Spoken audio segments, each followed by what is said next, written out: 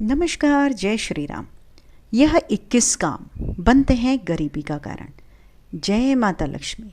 अगर आपके घर में बरकत नहीं हो रही, धन टिकता नहीं, तो समझो कुछ ऐसा है जो अदृश्य रूप से आपकी समृद्धि को रोक रहा है।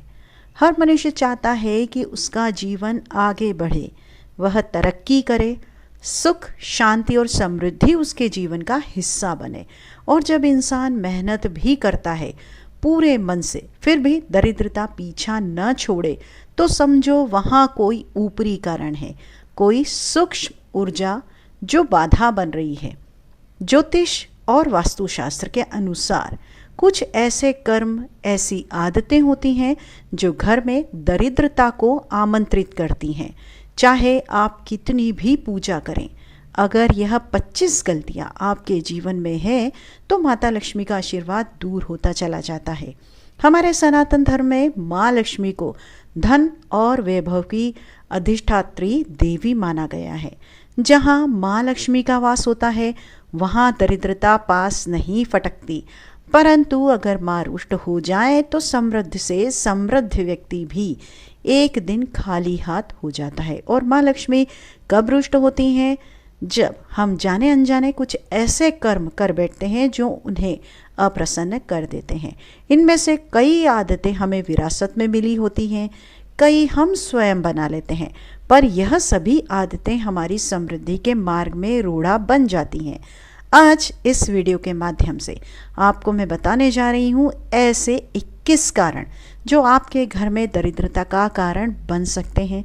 लेकिन उससे पहले अगर आप भी चाहते हैं कि माँ लक्ष्मी की कृपा आप पर सदैव बनी रहे, आपके परिवार पर बनी रहे, तो क्या करना है, वीडियो को लाइक कीजिए, हमारे चैनल को सब्सक्राइब भी कर लीजिए और कमेंट्स बॉक्स में पूरे श्रद्धा भाव से जय माता लक्ष्मी लिखना बिल्कुल भी मत भूलिए। चलिए अब शुरू करते हैं वो 25 भूलें जो बनती हैं आपकी गरीबी का कारण। नंबर 1 क्या है? नहाने की जगह पर पेशाब करना। जी हाँ, बात छोटी सी लगती है। अगर आप भी अज्ञानतावश या लापरवाही से स्नान घर यानी नहाने की जगह पर मूत्र त्याग करते हैं तो यह कोई छोटी बात नहीं है। यह एक ऐसा कर्म है जो माँ लक्ष्मी की कृपा को आपके जीवन से दूर कर सकता है। स्नान का स्थान हमारे शरीर और आत्मा को शुद्धि का केंद्र होता है। यह वह जगह है जहाँ हम दिन भर की नकारात्मक ऊर्जा को धोते हैं, और अगर उसी पवित्र स्थान को आप अशुद्ध कर दिया जाए तो सोचिए वह पवित्रता की देवी, धन के अधिष्ठात्री माँ लक्ष्मी कैसे वास करेंगी। यह एक ऐसा दोष है जिसे वास्तु शास्त्र और धर्मशास्त्र दोनों ही गंभीर रूप से अमंगलकारी मानते हैं। अगर अनजाने में भी यह भूल आपसे हुई है तो आज ही संकल्प लीजिए इस आदत को छोड़ने का, स्नान घर की पवित्रता को बनाए रखने का और माँ लक्ष्मी से क्षमा मांगने का। जी हाँ। नंबर 2 है दांत से नाखून काटना। बहुत से लोग अनजाने में ये काम करते हैं। जो लोग अपने दांतों से नाखून काटते हैं वे अक्सर यह नहीं जानते कि यह आदत केवल अशुद्धता ही नहीं लाती बल्कि गरीबी के अंधकार की ओर भी धीरे धीरे उन्हें खींच ले जाती है। ज्योतिष शास्त्र और धर्मशास्त्र के अनुसार नाखूनों को दांत से काटना अत्यंत अशुभ माना गया है। यह आदत व्यक्ति की मानसिकता, स्थिरता और आत्मनियंत्रण को जो है कमजोर करती है। और जहाँ नियंत्रण नहीं वहाँ माँ लक्ष्मी का वास नहीं। कैसे होगा? ऐसा कर्म धीरे धीरे धन की हानि, वित्तीय अस्थिरता और व्यापार या नौकरी में रुकावटों का कारण बन जाती है। एक छोटी सी आदत जीवन की बड़ी बरकतों को रोक देती है। नाखून हमेशा किसी उचित यंत्र जैसे कि नेल कटर से ही काटना आपको चाहिए। समय भी बहुत महत्वपूर्ण होता है। शुक्रवार जो कि माँ लक्ष्मी का प्रिय दिन है, उस दिन नाखून काटना सबसे शुभ और फलदायी माना गया है। यदि आप चाहते हैं कि आपके जीवन में माँ लक्ष्मी का वास हो तो अपनी आदतों में शुद्धता लाइए, क्योंकि जहाँ शुद्धता है वहीं समृद्धि का स्थायी निवास है। नंबर 3 टूटी हुई चप्पलों को घर में रखना। बहुत से लोग ये काम भी करते हैं। यह भी माना जाता है कि यदि आपके घर के अंदर टूटी हुई चप्पल रखी हुई है तो उसकी वजह से भी गरीबी आती है। लेकिन अपने घर के अंदर टूटी हुई चप्पलों को आपको नहीं रखना चाहिए। यदि रखी हुई है तो उनको घर के बाहर फेंक देना चाहिए। ऐसा नहीं करने पर माना जाता है कि माँ लक्ष्मी नाराज़ हो जाती हैं और आपके घर में गरीबी आती है। नंबर 4 क्या है, चलिए जानते हैं। शमशान भूमि पर जोर से हंसना बिल्कुल गलत आदत। यदि कोई व्यक्ति शमशान में जोर जोर से हंसता है तो यह 1000 गुना पापों के बराबर होता है। ऐसा माना जाता है कि शमशान में हंसने से उस व्यक्ति के परिवार का भी अपमान होता है जो परिवार शोक में डूबा हुआ होता है। ऐसी जगह पर जोर से हंसने से व्यक्ति को दरिद्रता और गरीबी घेर लेती है। नंबर 5 पर क्या है, चलिए जानते हैं। बहुत सारे लोग अक्सर जाने अनजाने में पेड़ के नीचे पेशाब कर देते हैं। अक्सर आपने देखा होगा, लेकिन ऐसा करना बिल्कुल गलत माना जाता है। खासकर पीपल, बरगद, नीम और अशोक जैसे पेड़ों के नीचे मलमूत्र त्याग करना, गंदगी फैलाना बिल्कुल नहीं चाहिए। ऐसा कहा जाता है कि इन पेड़ों में सकारात्मक ऊर्जा का वास होता है और वहाँ गंदगी करने से न केवल पर्यावरण को नुकसान होता है बल्कि इससे व्यक्ति की आर्थिक स्थिति पर भी बुरा असर पड़ सकता है। ऐसी मान्यता है कि इससे व्यक्ति धीरे धीरे गरीबी में फंसने लगता है। इसलिए हमें इन पेड़ों का सम्मान करना चाहिए और उनकी साफ सफाई का आपको ध्यान रखना चाहिए। नंबर 6 पर क्या है, चलिए जानते हैं। घर में कूड़ा करकट रखना बिल्कुल ठीक नहीं माना जाता। कहा जाता है कि घर में गंदगी होने से माँ लक्ष्मी नाराज़ हो जाती हैं और ऐसे घर में हमेशा पैसों की आपको तंगी देखने को मिलती रहेगी। अगर घर में कूड़े का अंबार लगा रहे तो न सिर्फ माहौल खराब होता है बल्कि गरीबी और नकारात्मक ऊर्जा को भी बुलावा देता है।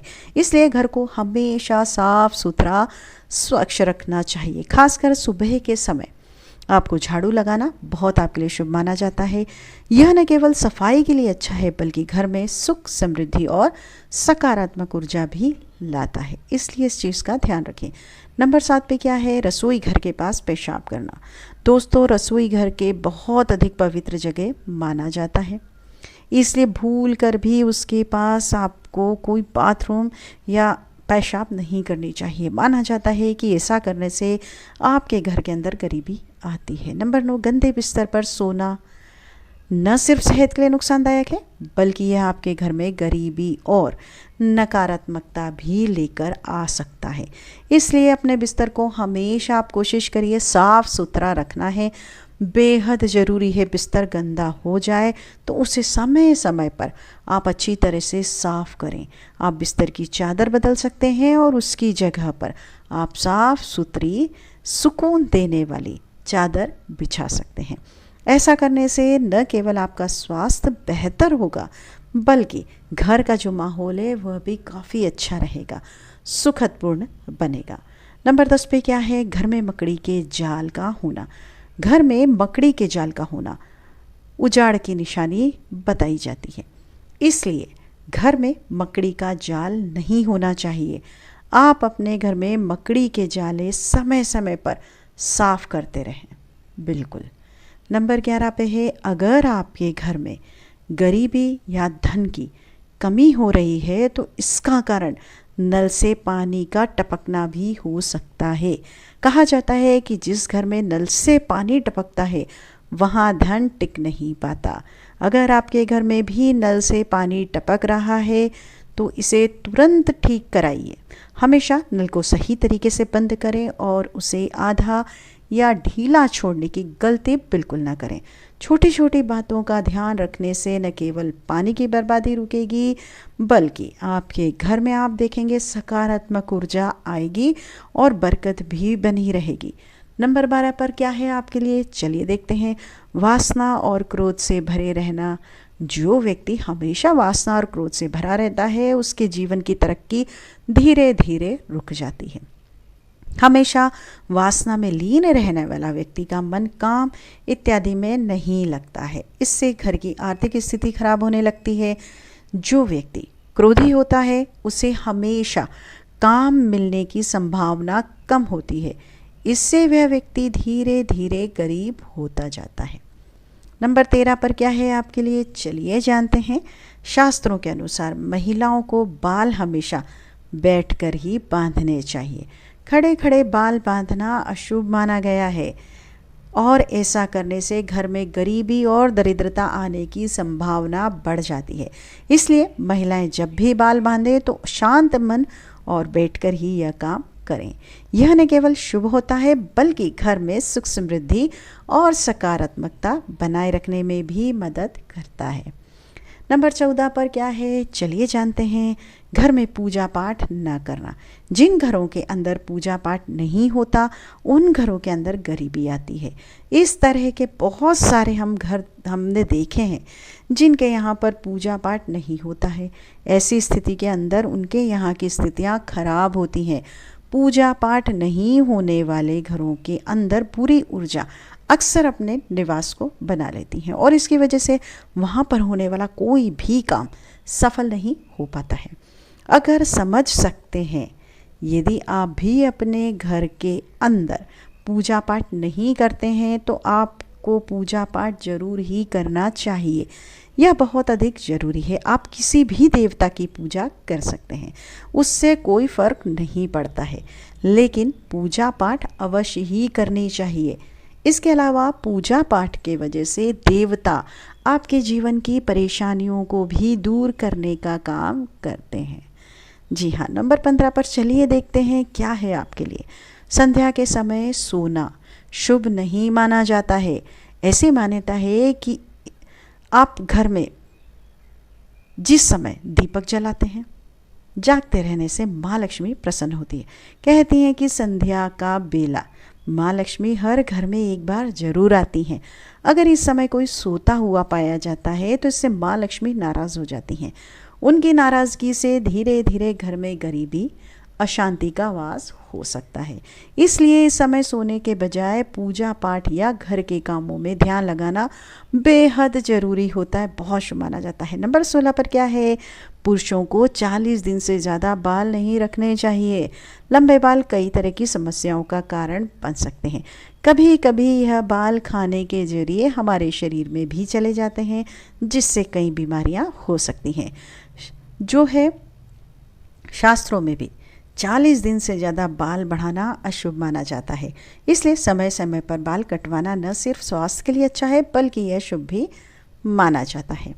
नंबर 17 पर देखते हैं क्या है आपके लिए, उल्टा सोना। दोस्तों, कई लोग उल्टा लेटकर सोने से आराम महसूस करते हैं, लेकिन उन्हें यह जानना चाहिए कि यह आदत उनके लिए बेहद नुकसानदायक हो सकती है। कैसे हो सकती है? क्योंकि अगर आप उल्टा सोते हैं तो आपके हार्ट में भी प्रॉब्लम हो सकती है। शरीर की ब्लड सर्कुलेशन ठीक नहीं होता। रात में पानी खुला छोड़ना, रात के समय पीने का पानी खुला छोड़ना सही नहीं होता। इसे ढक कर रखना चाहिए ताकि वह साफ़ सुथरा और सुरक्षित रहे। नंबर 19 पर है, मोमबत्ती या चिराग को फूंक मारकर बुझाना। काफ़ी लोग कर लेते हैं। आपने बड़े बुजुर्गों से ज़रूर सुना होगा कि मोमबत्ती अगर या फूंक मारकर नहीं बुझाना चाहिए, ऐसा करना शुभ माना जाता है। काफ़ी लोग इसे मानते हैं। झूठी कसम खाना। दोस्तों, झूठे वादे या झूठी कसम खाने से इंसान के जीवन में परेशानियां बढ़ जाती हैं या आपके जीवन में शांति और समस्याएं भी ला सकती हैं। नंबर 21, चलिए देखते हैं। रात में झाड़ू लगाना। रात के समय झाड़ू लगाना अनुचित माना गया है। ऐसा करने से घर में बरकत और सुख शांति खत्म हो जाती है। लहसुन प्याज के छिलके जलाना। कुछ महिलाएं लहसुन और प्याज के छिलके चूल्हे में जलाकर नष्ट करती हैं, लेकिन ऐसा करना ठीक बिल्कुल भी नहीं है। ध्यान रखिए, इससे घर में अन्न की बरकत कम हो जाती है। यदि आपके घर के अंदर कोई साधु और फकीर आ जाए तो उसे कभी भी अपमानित आपको नहीं करना चाहिए। इस बात का आपको विशेष ध्यान रखना है। ऐसा करने से आपके घर में गरीबी आती है। साधु और फकीर को कुछ न कुछ आपके घर के अंदर से आपको देना चाहिए। बिना कुछ दिए उनको घर से बाहर नहीं भेजना चाहिए।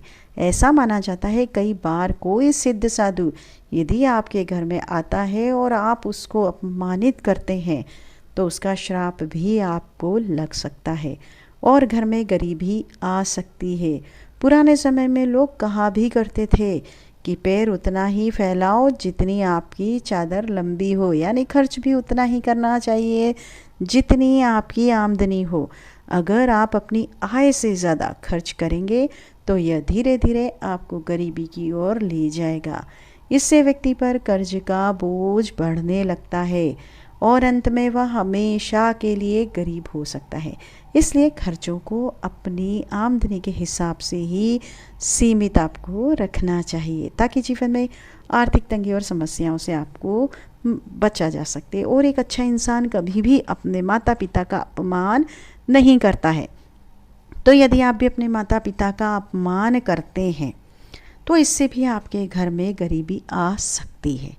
जितना हो सके आपको अपने माता पिता का सम्मान ही करना चाहिए।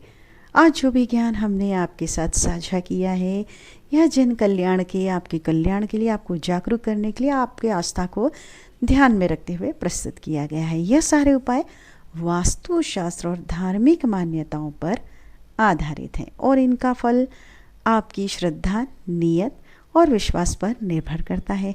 हम किसी भी दावे के साथ ये नहीं कहते कि इससे चमत्कार होगा, लेकिन हाँ, जब मन में सच्ची आस्था होती है तो ब्रह्मांड भी रास्ते बना देता है। तो बताइए दोस्तों, आज की आध्यात्मिक यात्रा आपको कैसी लगी? नीचे कमेंट में ज़रूर लिखिएगा। आपके विचार हमारे लिए अनमोल हैं, बेहद ज़रूरी हैं। अगर ये वीडियो आपके मन को छू गई हो तो कृपया करके एक लाइक ज़रूर कर दें और अपने श्रद्धा भरे हाथों से कमेंट्स बॉक्स में जय माता लक्ष्मी अवश्य लिखें। आपका दिन शुभ हो, मंगलमय हो, यही मनोकामना के साथ आपसे विदा लेते हैं। नमस्कार, आपका दिन शुभ हो।